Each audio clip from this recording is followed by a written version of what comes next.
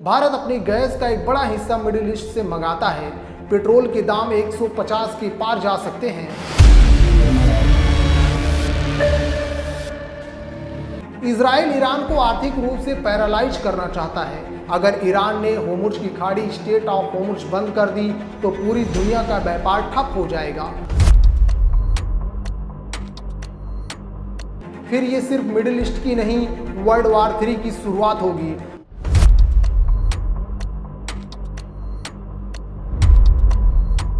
नमस्कार, इमेजिन कीजिए आप सुबह उठते हैं और आपको पता चलता है आपके घर का बिजली बिल 10 गुना बढ़ गया है।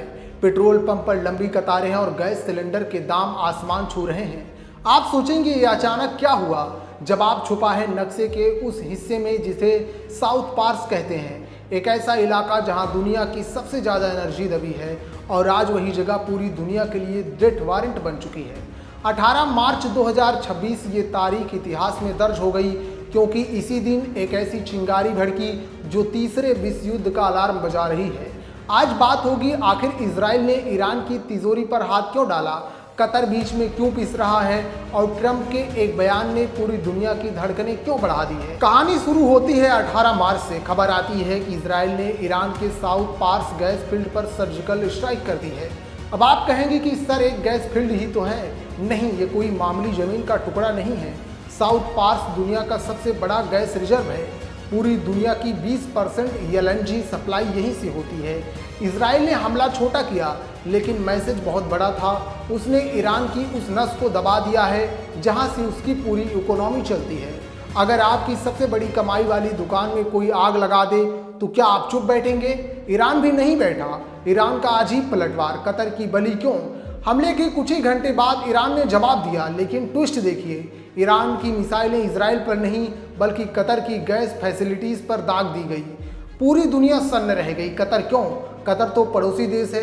असल में पेच फंसा साउथ पार्स गैस फील्ड की ईरान और कतर शेयर करते हैं, यानी एक मटके में 2 स्ट्रॉ डालकर दोनों देश पिस रहे हैं। ईरान को शक हुआ कि इजराइल को इंटेलिजेंस कतर ने दी है या कतर की जमीन का इस्तेमाल हुआ है। दुश्मन का दोस्त दुश्मन। इसी थ्योरी पर ईरान ने कतर को निशाना बना लिया। अब इस आग में घी डालने का काम किया डोनाल्ड जे ट्रंप के एक सनसनीखेज बयान ने। ट्रंप ने कहा कि अमेरिका को इस हमले की खबर नहीं थी, कतर निर्दोष है। लेकिन इसके तुरंत बाद उन्होंने एक बहुत बड़ी धमकी दी। ट्रंप ने कहा कि अगर कतर पर दोबारा हमला हुआ तो अमेरिका चुप नहीं बैठेगा। अब गौर कीजिए, एक तरफ अमेरिका कह रहा है कि उसे कुछ नहीं पता और दूसरी तरफ वो युद्ध के मैदान में कूदने को तैयार है। क्या इजराइल की सोची समझी चाल है या ट्रंप का नया वर्ल्ड ऑर्डर? इजराइल पागल नहीं है जो बिना सोचे समझे ईरान के सबसे कीमती एसेट पर हमला करे। इसके पीछे एक गहरी स्ट्रेटजी है। इजराइल जानता है कि ईरान न्यूक्लियर पावर बनने के बहुत करीब है। ईरान को रोकने के 2 ही तरीके हैं, या तो उसके वैज्ञानिकों को मारो या उसकी जेब खाली कर दो। ये हमला एक सिग्नल था, अगर तुम परमाणु बम बनाओगे तो तुम्हारी इकोनॉमी को मिट्टी में मिला देंगे।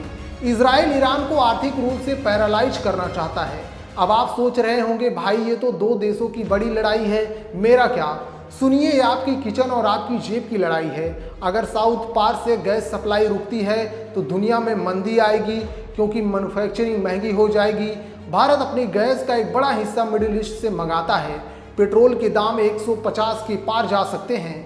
पावर कट, बिजली बनाने के लिए गैस चाहिए, गैस नहीं तो बिजली नहीं। इस पूरी कहानी का सबसे बड़ा क्विक्टम है बेचारा कतर। वो ना इजराइल के साथ था ना ईरान के झगड़े में पड़ना चाहता था, लेकिन वो 2 हाथियों की लड़ाई में दबी हुई घास जैसा बन गया है। कतर की पूरी ताकत उसकी गैस है और अब वही गैस उसके लिए खतरा बन गई है। अगर कतर बर्बाद हुआ तो पूरी दुनिया की एनर्जी चेन टूट जाएगी। अगर ईरान ने होर्मुज की खाड़ी स्ट्रेट ऑफ होर्मुज बंद कर दी तो पूरी दुनिया का व्यापार ठप हो जाएगा। फिर ये सिर्फ मिडिल ईस्ट की नहीं, वर्ल्ड वॉर 3 की शुरुआत होगी। दोस्तों, ये सिर्फ हमला नहीं, ये एक चेतावनी है। दुनिया एक बार फिर बारूद के ढेर पर बैठी है और माचिस इजराइल और ईरान के हाथ में है। ट्रंप की वापसी और इन हमलों ने बता दिया कि 2026 बहुत भारी होने वाला है। आपको क्या लगता है, क्या इजराइल ने ईरान की दुखती रग दबाकर सही किया या ईरान का कतर पर हमला उसकी सबसे बड़ी गलती है? कमेंट में अपनी राय जरूर दें। और हाँ, अगर आप चाहते हैं कि इस वार की इकोनॉमी असर पर एक डिटेल वीडियो बनाऊं तो यस जरूर लिखिएगा। सतर्क रहिए क्योंकि जो वहाँ हो रहा है उसका असर कल आपके घर में दिखेगा। जय हिंद।